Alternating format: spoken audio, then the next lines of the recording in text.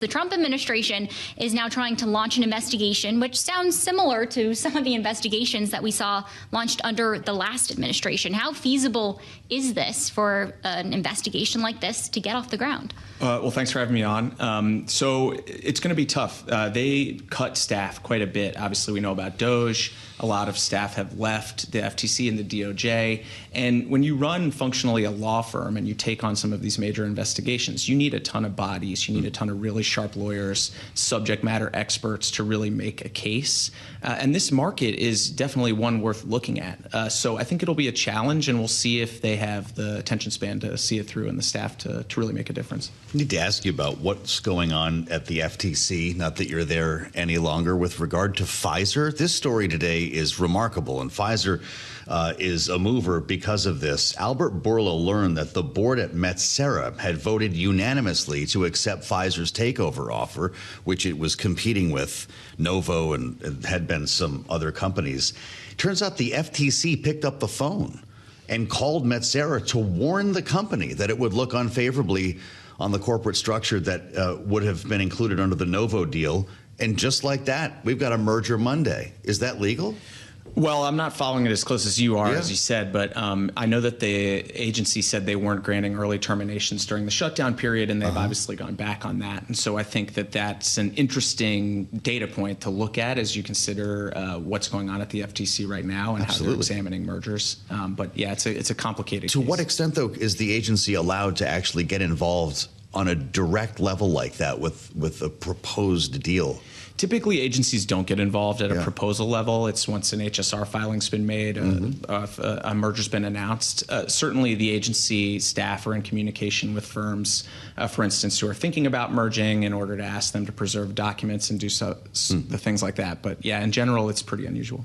A lot of this is coming down to this idea of antitrust going up against big companies. We're seeing affordability really come to the forefront, particularly after Tuesday's recent elections. I'm wondering how you're watching this administration navigate that issue. We saw Democrats come off with a win, but now we have President Trump and the administration announcing some of these initiatives that are geared towards, they say, lowering prices and breaking up competitiveness.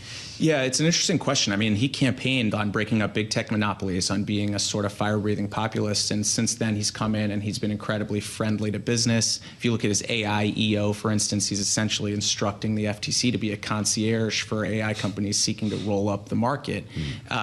So this is a big shift, and I do think it's driven by politics.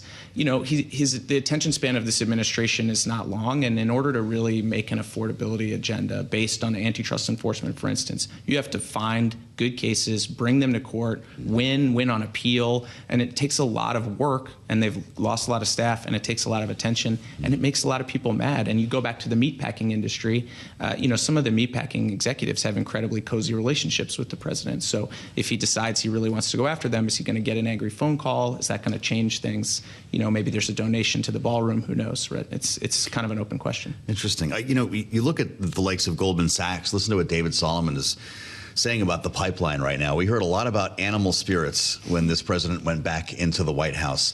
Is that coming to fruition? Are you seeing the pipeline filled in a way that people expected? I think in the initial phase, people took the rhetoric seriously, right? Yeah. I mean, you had Ferguson, Slater, you had President Trump and others, Vance, talk about how they wanted to do a lot of enforcement, but there hasn't been a lot of enforcement, and to the degree there has been, it's been kind of odd, with certain merger settlements being a little unusual, very political, outside of the realm of what's normally done in antitrust. So, I don't know whether that'll lead to a merger wave or not, but certainly it doesn't seem like the agencies are going to be as active as they were under President Biden. A lot of this administration's policies have to do with bolstering domestic manufacturing, protecting U.S. companies. In President Trump's post when it came to the meatpackers, he wrote about cracking down on majority foreign-owned companies that are driving up prices, according to him. In your experience, how much is this about combating international companies versus domestically owned ones? It's a good question, and I think it's very market-specific. The meatpackers import a lot of meat from abroad. It's countries like Canada, countries further afield, like Nigeria, Brazil. And what I think a lot of the ranchers want is country of origin labeling. We're in a Maha moment, right? People want to know what they're eating and where it came from. And American ranchers feel, I think rightly, that if people knew it was American beef, they might even pay more for it. That would empower them to have a more profitable business and fight back against the consolidation of the packers. So I think there's some stuff that they can do on this.